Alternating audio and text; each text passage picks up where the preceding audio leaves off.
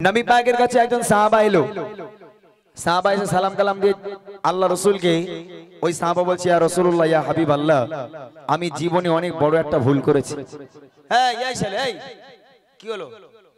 এই মোবাইল কাজ চলছে ভাই, মোবাইল বন্ধ করো। এই বাড়িকে শোনো ভাই, কি সব বনেছে কাণ্ড। ওই এখানেই গজল ছেড়ে দেবে নাকি ইউটিউবে? গন্ডগোল খুব। একদম শান্ত হয়ে বস বাবা। বড়দের গজল যখন শোনাবো একটা যেন শুই পড়লে আওয়াজ হয়, চুপচাপ বসে থাকবে।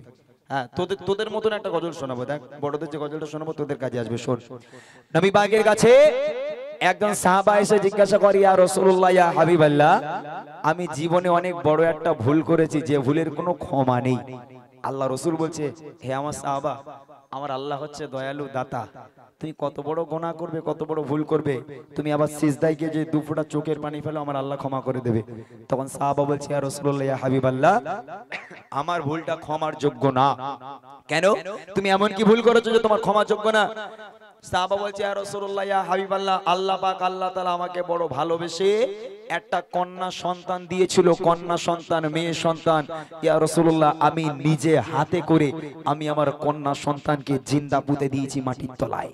ভালো করে শুনবেন, আমি আমার নিজের কন্যা সন্তানকে, আমি আমার মেয়েকে নিজে গর্ত খুঁড়ে আমি বাপ হয়ে আমি আমার মেয়েকে মাটির তলায় জ্যান্ত পুঁতে দিয়েছি। ইয়া রাসূলুল্লাহ, এই গুনাহ কি আমার ক্ষমা হবে? এই কথা শোনার সাথে সাথে আমার আপনার নবীর চোখ দিয়ে অঝর নয়নে অশ্রু গড়িয়ে পড়লো। হে পাষাণ হৃদয়, তুমি কেমন পিতা যে তুমি তোমার নিজের মেয়েকে তুমি জ্যান্ত কবর দিয়ে দিলে, তোমার মেয়েকে তুমি জিন্দা রাখতে পারলে না? তোমার মনে একটু ব্যথা লাগলো না? একটু দয়া মায়া কিচ্ছু হলো না? আহা, কি ছিল জাহিলিয়ার যুগ, শোনেন মন দিয়ে। যে যুগে নারীদের কোনো সম্মান ছিল না। বাড়িতে যদি কন্যা সন্তান জন্ম নিত, তার নিজের গর্ভধারিণী মা আতুর ঘরের মধ্যে তার গলা টিপে তাকে হত্যা করে ফেলতো। কন্যা সন্তান জন্ম দেওয়া যাবে না। যে যুগে খুনোখুনি, রাহাজানি, ব্যভিচারী, মারপিট, দাঙ্গা হাঙ্গামা, একেবারে যত খারাপই ছিল সেই যুগে লিপ্ত থাকতো। সেই খারাপিগুলো, সেই জাহিলিয়ার যুগ, আমার নবী পাক এসে সেই জাহিলিয়ার যুগকে দূর করেছে। আমি আপনাদের শোনাবো, খুব মন দিয়ে শুনবেন গজলটা। কেউ কারোর সঙ্গে কথা বলবেন না, কারোর দিকে তাকাবেন না। যদি পাষাণ হৃদয় হয় আপনার, এক ফোঁটা হলেও চোখ থেকে পানি গড়িয়ে পড়বে। শোনেন, কবি ছন্দের মাধ্যমে লিখছে, আরবের বুকে জাহিলিয়াত যুগে, আরবের বুকে জাহিলিয়াত যুগে, আরবের বুকে জাহিলিয়াত যুগে, সুখ শান্তি নারী সম্মান বলে কিছুই ছিল না। কি বলবো সে যুগের ঘটনা, কি বলবো সে যুগের ঘটনা। আরবের বুকে জাহিলিয়াত যুগে, আরবের বুকে জাহিলিয়াত যুগে, সুখ শান্তি নারী সম্মান বলে কিছুই ছিল না। কি বলবো সে যুগের ঘটনা, কি বলবো সে যুগের ঘটনা।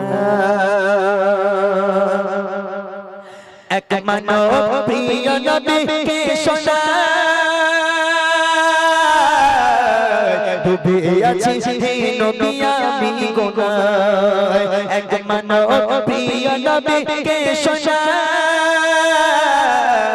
ডুবে আছি হে নবী আমি গুনায়। কি গমি আমার পায় বলেন হে নবী আমায়, কি গমি আমার পায় বলেন হে নবী আমায়। পাবো কি ক্ষমা আমি নাকি ভুলের ক্ষমা?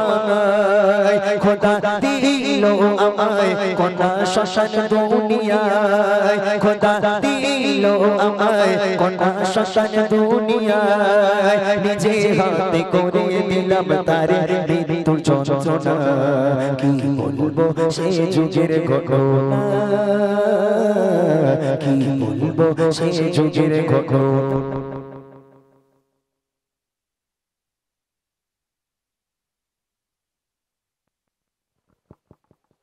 হ্যালো, আরবের বুকে জাহিলিয়াত যুগে, আরবের বুকে জাহিলিয়াত যুগে, সুখ শান্তি নারী সম্মান বলে কিছুই ছিল না। কি বলবো সে যুগের ঘটনা,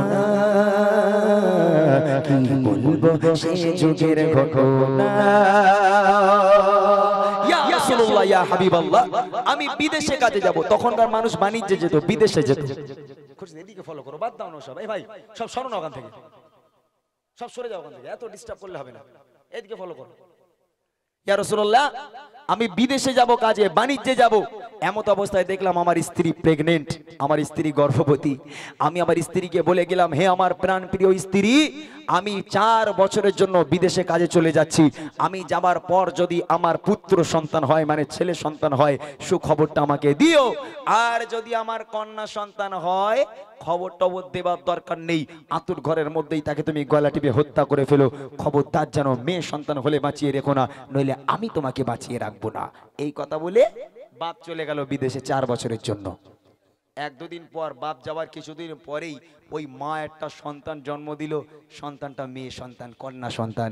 যেখানে বাঘের ভয় সেখানে সন্ধ্যা হয়, তাই না? এখন মা ওই বাচ্চার মুখের দিকে দেখছে, মেয়ে সন্তানের মুখের দিকে দেখছে, যেন এক ফালি চাঁদ হাসছে। চাঁদের কণার মতো দেখতে, ফুটফুটে একেবারে ফুলটুসি ফুলের মতো একটা চেহারার মেয়ে জন্ম নিয়েছে। ওই মা চোখ দিয়ে ঝড় নয়নে অশ্রু গড়িয়ে পড়ে, হে আল্লাহ, আমি আমার সন্তান, যে সন্তানকে 10 মাস পেটে ধরেছি, সেই সন্তানকে আমি কেমন করে গলা টিপে মারবো। মা ঝড় নয়নে কাঁদে আর মেয়ের দিকে তাকায়। শেষ পর্যন্ত মেয়েকে মারতে না পেরে মা একটা প্ল্যান খাটালো, একটা বুদ্ধি খাটালো। কি জানেন? মা মনে মনে করছে, যাক আমার স্বামী বিদেশে গেছে, মানে 4 বছর বাড়ি আসবে না। এখন আমি যদি এই মেয়েকে চুপি চুপি মানুষ করি, 4 বছর বয়স হয়ে যাবে, মেয়ে তখন বেড়ে উঠবে, তখন আমার স্বামী এসে যদি মেয়েটা দেখে মেয়ে বড় হয়ে গেছে, তখন হয়তো আর মারতে পারবে না। এরকম একটা বুদ্ধি খাটিয়ে মা কাউকে না জানিয়ে ওই মেয়েকে চুপি চুপি বড় করতে লাগলো। মেয়ে বেড়ে উঠে 4 বছর হয়ে গেল। এইবার দেখেন কি হচ্ছে, কবি লিখছে, স্বামী চলে গেল কাজে বিদেশে, নিল এক কন্যা বেশে। মা ভাবে, ও গো মা ভাবে, বাড়িতে যায় পিতা নাই, লালন পালন করব মায়া মমতায়। পাপাকে মামা জানিয়ে মেয়েকে বড় করে, পাপাকে মামা জানিয়ে মেয়েকে বড় করে। বেড়ে ওঠে কন্যা তখন 4 বছর পার করে। খেলছে কচি শিশু হেসে খেলে আঙিনায়, খেলছে কচি শিশু হেসে খেলে আঙিনায়। মা ভয়ে মরে স্বামী এলে বাঁচিয়ে রাখবে না। কি বলবো সেই যুগের ঘটনা, কি বলবো সেই যুগের ঘটনা। আরবের বুকে জাহিলিয়াত যুগে, আরবের বুকে জাহিলিয়াত যুগে সুখ শান্তি নারী সম্মান বলে কিছু ছিল না। কি বলবো সেই যুগের ঘটনা, কি বলবো সেই যুগের ঘটনা। 4 বছর হয়ে গেল, মেয়েটা উঠানে খেলা করছে, হাসছে, খেলছে, দৌড়দৌড়ি করছে। এমন অবস্থায় সেই বিদেশের বাপ বাড়ি এসে হাজির। যেই মেন গেটে পা রেখেছে, বাপ বিদেশ থেকে বাড়ি এলো, মেন গেটে পা রেখেছে, দেখছে একটা ফুলের মতো, চাঁদের কণার মতো একটা কন্যা, একটা 4 বছরের মেয়ে উঠানে খেলা করছে, হাসছে, খেলছে। বাপ দূর থেকে দেখছে, মেয়ে কার? কার মেয়ে? আমার বাড়িতে কি করে মেয়ে? বাপ দূর থেকে দেখছে আর ভাবনা চিন্তা করছে, কার মেয়ে হতে পারে। এদিকে সেই মেয়ে খেলতে খেলতে বাপকে দেখেছে, ওর দৌড় দৌড়ে এসে আব্বারে জড়িয়ে ধরেছে। আব্বা, আব্বা আপনি ভালো আছেন? আব্বা, আব্বা কতদিন আপনাকে দেখা হয়নি, মায়ের মুখে আপনার কত কথা শুনেছি। আব্বা, আব্বা আমি আপনার মেয়ে, আমার উপর কি একটু দয়া হয়নি আপনার? একবারও কি দেখতে ইচ্ছে হলো না আব্বা? আব্বা এতদিন পর আপনি এলেন। যেই বাপ বলে ডেকেছে, ও বাপের মাথা গেছে খোঁচে। এখন মেয়েটারে একেবারে সরিয়ে দিয়ে, একদম হিচড়া টান মেরে সরিয়ে দিয়ে বাপ একদম ঘর করে ঘরের মধ্যে ঢুকে গেছে। স্ত্রীর সঙ্গেও কথা বললো না, কারোর সঙ্গে কথা বললো না। বাপ রেগে আগুন, একবারে ঘরের মধ্যে গিয়ে দরজা বন্ধ করে চুপচাপ বসে আছে, কারোর সঙ্গে কোনো কথা বলে না। আগে দেখেন কি হয়, বলেছে, একদিন ফিরে এলো তার স্বামী, দেখে ফুটে ফুটে কন্যা সন্তান তার বাড়ি। ভাবে এ মেয়ে, ভাবে এ মেয়ে তার বাড়ি থেকে করে। আর সেই মেয়ে ছুটে এসে জড়িয়ে ধরে, বলে আপু আমায় দেখো না, আমি যে তোমার সোনা আপু আমায় দেখো না আমি যে তোমার সোনা বহুদিন ধরে তোমায় ছিল দেখার বাসনা আজ হয়েছে পুরো আপু আছো গো কেমন আজ হয়েছে পুরো আপু আছো গো কেমন এই দৃশ্য দেখে তার মাথা ঠিক থাকে না কি বলবো সেই যুগের ঘটনা কি বলবো সেই যুগের ঘটনা একদিন হয়ে গেল, 2 দিন হয়ে গেল, 3 দিন হয়ে গেল, বাপ কারুর সঙ্গে কথা বলে না। 2-4 দিন পরে ওই বাপ আবার স্ত্রীর কাছে এলো, এসে বলছে যাগে যাও আবার হয়ে গেছে বাদ দাও। যখন মেয়ে সন্তান জন্ম দিয়েই দিয়েছো, মেয়ে বড় হয়ে গেছে, ফুলের মতো দেখতে হয়েছে, ওরে আর মেরে লাভ নেই, তুমি একটা কাজ করো, তুমি তোমার মেয়েরে ভালো করে সাজাও তো, একটু মামার বাড়ি থেকে ঘুরিয়ে আনি। মা তখন একটু মনে শান্তি পেল, যাক আমার পাষাণ হৃদয় স্বামী শেষ পর্যন্ত আমার মেয়েটাকে মানলো। তার মা খুশি খুশি মনে ভালো করে মেয়েটাকে সাজিয়ে বাপের হাতে তুলে দিল, যাও মা আব্বার সঙ্গে মামার বাড়ির দিক থেকে ঘুরে এসো। এখন মেয়ে আনন্দে বাপের হাত ধরে ঘর থেকে বেরিয়ে গেল, মরুর পথের উপর দিয়ে হেঁটে হেঁটে যায়, পথের পর পথ, পথের পর পথ, পথের পর পথ হেঁটে যায়, গন্তব্য আর আসে না, না আছে কোনো ছায়া না আছে কোনো পানি। এমত অবস্থায় মেয়ে আব্বার কাছে কাগজে মিনতি করে, আব্বা আব্বা আপনি আমাকে কোথায় নিয়ে যাচ্ছেন আব্বা, আব্বা কলিজাটা ফেটে যাচ্ছে পিপাসায়, আব্বা কোথাও একটু পানি পাওয়া যায় না, কোথাও একটু ছায়া নেই আব্বা, পিপাসায় কলিজাটা ফেটে যায়, আপনি আমাকে বাড়ি নিয়ে চলেন, আপনি আমাকে বাড়ি নিয়ে চলেন, আমি আর চলতে পারবো না। এইবারে বাপ মেয়ের আর কোনো কথা শুনতে রাজি নয়, মেয়ের দিকে ফিরেও তাকায় না। বাপ মেয়ের হাত ধরে টানতে টানতে নিয়ে যায়, আর মেয়ে হাউ হাউ করে কাঁদে, আর আব্বাকে কাকুতি মিনতি করে বলে, আব্বা কলিজাটা ফেটে যাচ্ছে, আব্বা একটু পানির ব্যবস্থা করে দেন। বাপ আর কোনো কথা শুনতে রাজি নয়। এবারে দেখেন, রওনা ও গো রওনা হয়ে যায় বাপ মেয়ে আনন্দে চলে মেয়ে তার বাপ পেয়ে মরর বালো ওপার দিয়ে হেঁটে যায় বলে আবু বলো আমরা যাচ্ছি কোথায় আমি চলতে আর পারি না পিপাসায় কলিজা খানা চলতে আমি পারি না পিপাসায় কলিজা খানা ফেটে যায় আবু আমায় বাড়ি নিয়ে চলো না কি পাশানের হৃদয় তার শোনে না কথা কি পাশানের হৃদয় তার শোনে না কথা আবু আবু বলে কাঁদে মেয়ে ফিরেও দেখে না কি বলবো সেই যুগের ঘটনা কি বলবো সেই যুগের ঘটনা বাবার মেয়ের কোনো কথা শুনতে রাজি নয়। বেশ কিছু দূর চলে গেল, গিয়ে মেয়েটাকে একটা জায়গায় দাঁড় করিয়েছে, মেয়ে একা দাঁড়িয়ে আছে, 4 বছরের মেয়ে, মেয়েটাকে একা দাঁড় করিয়ে বাপ এবার বেশ কিছু দূর একা একা চলে গেল। মেয়ে দূর থেকে দেখছে আমার বাপ কিছু দূর গিয়ে তার বাপ মাটি খুঁড়ছে, বালি সরিয়ে গর্ত করছে। মেয়ে তখন মনে মনে করছে, ও তাহলে আমার আব্বা হয়তো কাজের জন্য এসেছে, তাই আমাকে নিয়ে এসেছে। মেয়ে একটু মনে শান্তি পেল, অনেকক্ষণ ধরে ভাবনা চিন্তা করছে, দেখছে ওই বাপ আবার গর্তের মধ্যে নেমে গেল, এক মানুষ সমান মাটি খোঁড়া হয়ে গেল, গর্তের মধ্যে নেমে তাও মাটি সরায়, তাও মাটি সরায়। আর মেয়ে দূর থেকে দেখছে তার বাপের কপালে, মাথায়, হাতে, সারা দেহে ঘাম টুপিয়ে টুপিয়ে নিচে পড়ে। ওই কন্যা সন্তান বাপের কষ্ট সহ্য করতে না পেরে ওখানে দাঁড়িয়েছিল, দৌড়ে দৌড়ে এক ছুটে আব্বার কাছে গিয়ে নিজের জামা দিয়ে বাপের মাথার ঘাম মুছে দেয়, বাপের কপালের ঘাম মুছে দেয়, হাতের ঘাম মুছে দেয়। আর ওই বাপ ওই মেয়েকে পুঁতবে বলে মাটি খোঁড়ে। আহা, মেয়ে বাপের কষ্ট সহ্য করতে পারে না, মেয়ে বাপের ঘামগুলো মুছে দেয়, আর ওই বাপ মেয়েকে পুঁতবে বলে মাটি খোঁড়ে। মাটি খুঁড়তে খুঁড়তে এক মানুষ সমান মাটি খোঁড়া হয়ে গেল। এমত অবস্থায় বাপ গাড্ডা থেকে উঠে, গর্ত থেকে উঠে মেয়েকে মারতে লেগে গেল। ওই 4 বছরের কন্যাকে এত মার মারে, এত মার মারে, জখম করে দিল। মেয়ে আর্তনাদ করে, চিৎকার করে, আব্বা আব্বা আপনি আমাকে মারছেন কেন আব্বা, আব্বা আমি কি দোষ করেছি আব্বা, আব্বা আপনি আমাকে ছেড়ে দেন, আপনি আমাকে মারবেন না। মেরে মেরে যখন গায়ের রাগ মিটল না, মেয়েকে এক হিচড়া টান মেরে গর্তের মধ্যে ফেলে দিল। ফেলে দেওয়ার পর বাপ এবার মাটিগুলো চাপা দিতে থাকে। আহা, 4 বছরের মেয়ে, কি বুদ্ধি হয়েছে তার। মেয়ে গর্তের মধ্যে, আর বাপ গর্তের উপরে ওঠে মাটিগুলো চাপা দিতে থাকে, মাটি চাপা দিতে দিতে দিতে দিতে দিতে দিতে গলা পর্যন্ত মেয়ে মাটির তলায় চলে গেল।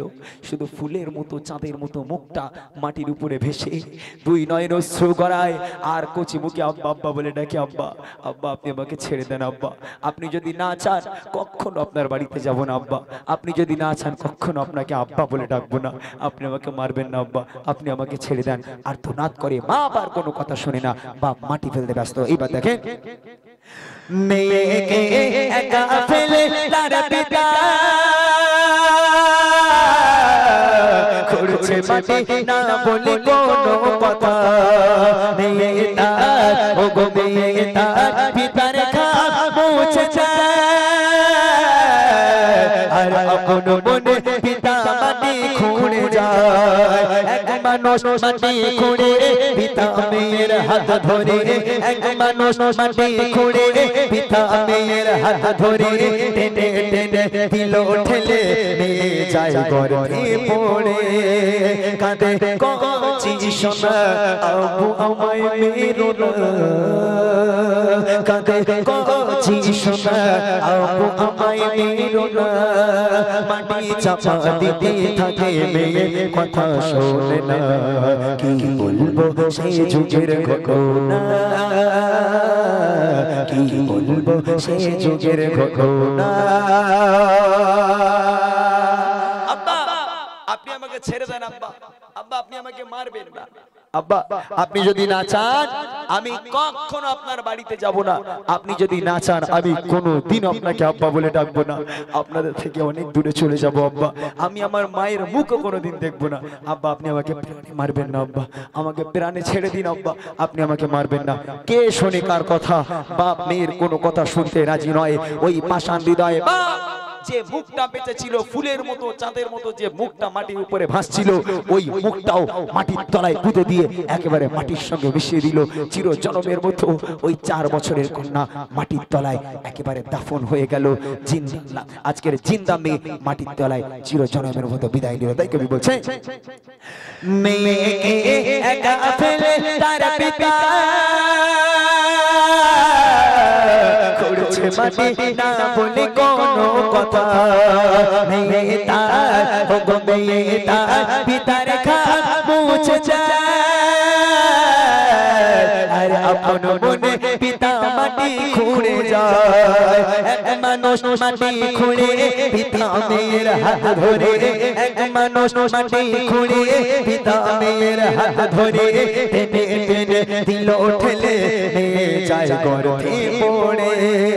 কাঁদে কচি সোনা আব্বু আমায় মেরো না, কাঁদে কচি সোনা আব্বু আমায় মেরো না, মাটি চাপা দিতে থাকে মেয়ে কথা শোনে না। কি বলবো সেই যুগের ঘটনা, কি বলবো সেই যুগের ঘটনা। আমি আমার মেয়েকে এইভাবে নিজে হাতে করে পুঁতেছি। আমার নবী সেদিন এত কান্না কেঁদেছিল, নবীর চোখের পানিতে দাড়ি মোবারক ভিজে, আমার নবীর পিরহান মোবারক খানা পুরো ভিজে গেছিল। সেই দিন থেকে আমার আপনার নবী মেয়েদের সম্মানকে অনেক বাড়িয়ে দিয়েছে, এবং আল্লাহ রসুল নিজে বলেছেন যার বাড়িতে কন্যা সন্তান জন্ম নেবে, যার বাড়িতে মেয়ে সন্তান জন্ম নেবে, আল্লাহর রহমত এবং বরকত তার বাড়িতে আল্লাহ পাক ভরিয়ে দেবে। জোরে বলুন না সুবহানাল্লাহ, জোরে হবে না সুবহানাল্লাহ। সেই দিন থেকে মেয়েদের সম্মান বাড়িয়ে দিয়েছে। কত মা আছে, কত শাশুড়ি আছে, বাড়ি যদি কন্যা সন্তান জন্ম নেয়, মেয়ে সন্তান জন্ম নেয়, মুখ টুক বাঁকায়, তারা খুশি থাকে না। যেটা ছেলে চেয়েছিল, ছেলে হলে 4 লাখ টাকা আসতো, মেয়ে হয়েছে মানে তো সব চলে যাবে, তো মেয়ে নিতে চায় না। আল্লাহ রসুল বলছে তোমার বাড়ির যদি তোমার কন্যা সন্তান থাকে, তোমার বাড়িতে যদি মেয়ে সন্তান হয়, আল্লাহর রহমত এবং বরকত তোমার বাড়িতে আল্লাহ পাক ভরিয়ে দেবে। সেই দিন থেকে আমার আপনার নবী মেয়েদের সম্মানকে অনেক বাড়িয়ে দিয়েছে। শেষ কথায় কবি লিখছে দেখেন, মাটির তলে দেহ মুক্তি পারি করে, কেটে কেটে বলে আপো দাও ছেড়ে, শেষবার ও গো শেষবার মাকে দেখতে দাও না, মাটি চাপা দিয়ে দিল মুখখানা, আঘা কি পাশানের হৃদয় একটু কি দয়া না হয় আহা কি পাষাণ হৃদয় একটু কি দয়া না হয় এই কথা শুনে প্রিয় নবীর কেঁদে বুক ভেসে যায় বলে নবী আকেরা তোমার কন্যা শ্মশান বলে নবী আকেরা তোমার কন্যা শ্মশান ঘরের রহমত বরকত সবই অবহেলা করো না কি বলবো সেই যুগের ঘটনা কি বলবো সেই যুগের ঘটনা আরামের বুকে জাহিলিয়াত যুগে আরামের বুকে জাহিলিয়াত যুগে সুখ শান্তি নারী সম্মান বলে কিছুই ছিল না কি বলবো সেই যুগের ঘটনা কি বলবো সেই যুগের ঘটনা কি বলবো সেই যুগের ঘটনা